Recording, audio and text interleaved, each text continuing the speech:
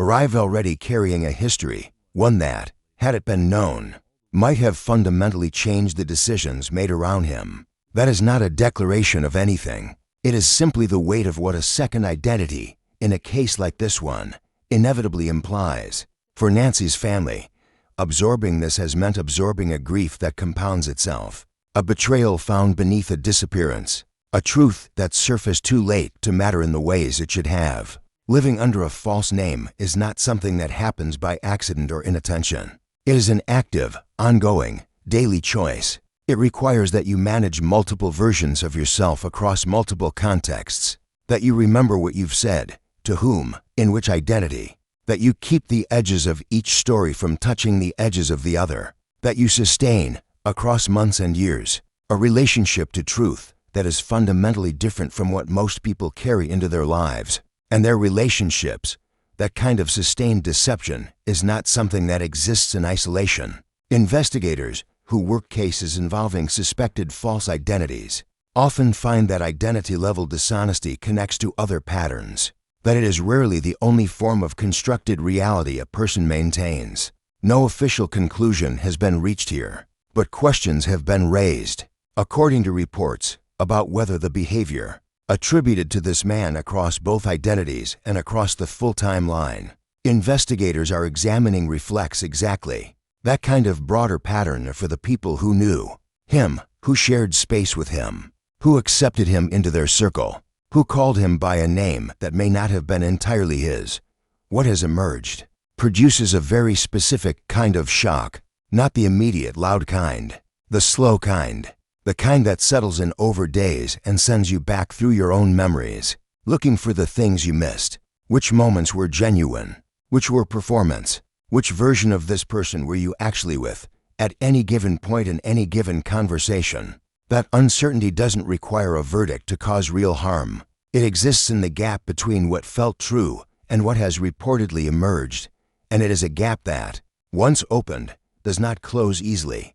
Nancy's family is living inside that gap right now. They are grieving her, the enormous, specific, daily loss of her, while simultaneously reconsidering the history they built with the man, who reportedly sits at the center of the investigation into where she went. Both of those things at once. That is an almost impossible weight to describe from the outside. When an investigation expands its scope, when it stretches from examining a specific event to examining the full history of the person, at its center, it becomes more complex in ways that cut in multiple directions. There are more threads to follow, more possibilities to account for, more chances, in the expansion, for something critical to be lost or misread before the full picture comes into focus. Careful, methodical work becomes even more important precisely when the landscape becomes more difficult to navigate. Investigators, according to reports, have continued working this case with what sources describe as sustained focus. The emergence of the Tommaso Cioni connection has reportedly introduced new threads, questions about the origin of the second identity, its uses, who may have known about it, and whether incidents or relationships connected to that name carry any direct relevance to Nancy's disappearance. No official statements have confirmed the specific scope of what is being examined. The matter remains under active investigation. But what sources familiar with the case have reportedly indicated is that the double identity discovery has not pulled investigators away from their original focus. If anything, it has deepened it. The behavioral picture being assembled is, according to those accounts, becoming more layered, more consistent with someone who has operated across an extended period of time, in ways that require careful and sustained control over what other people are allowed to know about them. For Nancy's family, following all of this from the inside, from the position of people who loved her and who are still, every day, waiting for the answer they need, the picture that is emerging is both clarifying and agonizing in equal measure. Clarifying because it begins to explain how something this devastating could have happened inside a close family without anyone seeing it coming. Agonizing because that explanation is, at its core, about deception, about a trust that was extended fully and may have been exploited completely. There's no comfort in understanding that. Understanding and comfort are not the same thing. Nancy's family deserves both, eventually. Right now, they are still fighting. For the first one, when a case grows this complicated, when it begins accumulating layers of identity and investigation and community grief, there is a real risk that the person at its heart begins to recede, that she becomes shorthand for a story rather than the reason the story exists at all, that the mechanics of what happened start to overshadow the human being to whom it happened. Nancy Guthrie was not a symbol. She was not a case file or a headline or a narrative device. She was a specific, fully real person with a particular way of moving through her life, a specific quality to her presence, a laugh that the people who loved her still hear in quiet moments. She is still someone that the people who knew her reach for out of habit, in the middle of an ordinary day, before the remembering arrives and the reaching stops. Her absence is not cinematic. It is not theoretical. It is daily and ordinary and completely without relief. The story of Tommaso Cioni, for all the legitimate investigative significance, it carries, risks pulling focus toward the strange and the procedural, toward the stranger-than-fiction quality of a case that has kept developing in directions no one anticipated.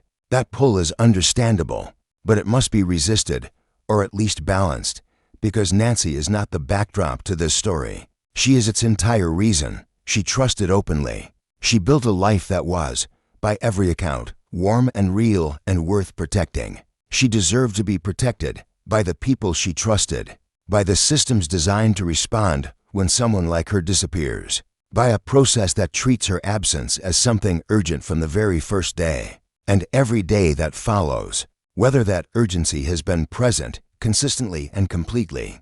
Throughout this investigation is a question that remains unanswered. The matter is still under investigation. No official conclusion has been reached, but the questions keep accumulating, and the silence, however legally explainable it may be, keeps pressing against the people who needed answers long before now.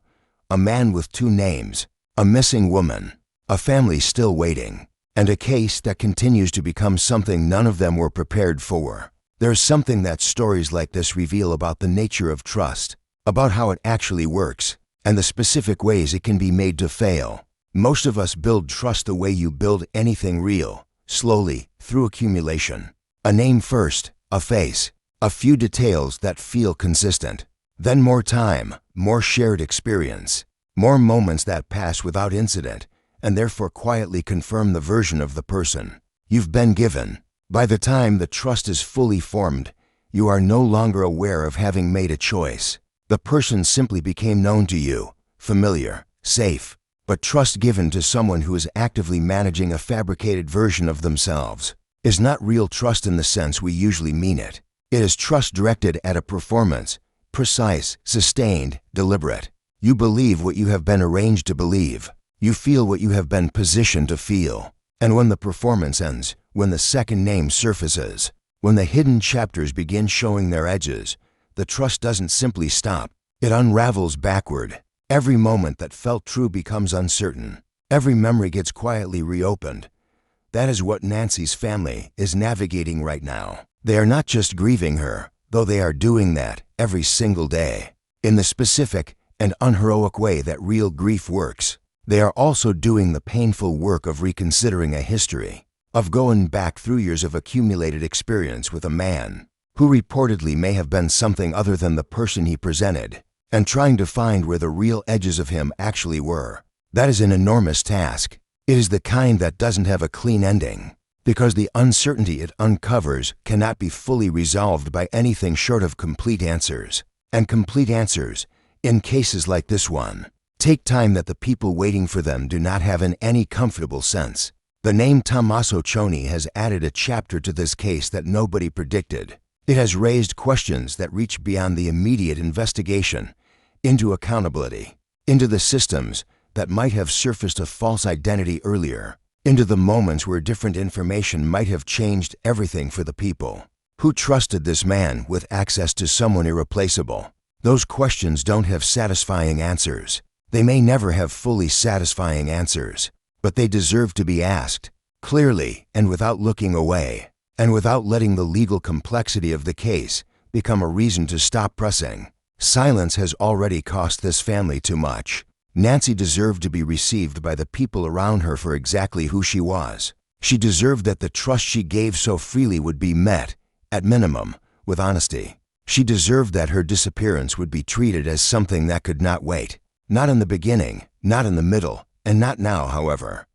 There are two kinds of people in this world. The kind who are exactly who they say they are, and the kind who have spent years, quietly, carefully, deliberately making sure you never find out otherwise, most of the time. You genuinely cannot tell the difference just by looking at them. That's what makes this so hard to sit with. His name, according to some who knew him, was Dominic Evans, steady, presentable, the kind of man who seemed to belong in whatever room he entered, who had an easy, natural way of filling just enough of the picture to satisfy any question, before it had the chance to grow into something more uncomfortable. He was the person you introduced at family dinners without a second thought, the person you trusted quietly, and then more completely over time, without ever stopping to examine why. He was familiar in the way that safe people feel familiar, and that feeling, it turns out, can be engineered. But there was another name, Tommaso Cioni, and behind that name lived a story that nobody in this family had been given the chance to know. When that story began surfacing, when investigators, according to reports, started pulling at the threads connecting these two identities, the Nancy Guthrie case, already devastating in its own right, shifted into something that none of the people following it were fully prepared to face, because this was no longer just the story of a missing woman and the man investigators had reportedly been watching. This had become something stranger and in some ways even more troubling, a story about a man who may not have been who he said he was at all, not to the community around him, not to his own family, and not to Nancy. To names, one person, and a case that, just when it seemed like it couldn't become more complicated, did exactly that.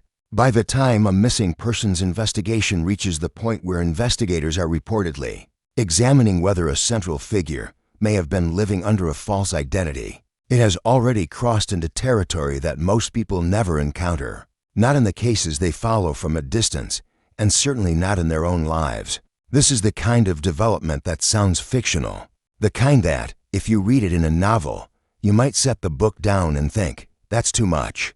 That doesn't happen, except that it does, and when it does, it changes everything that came before it.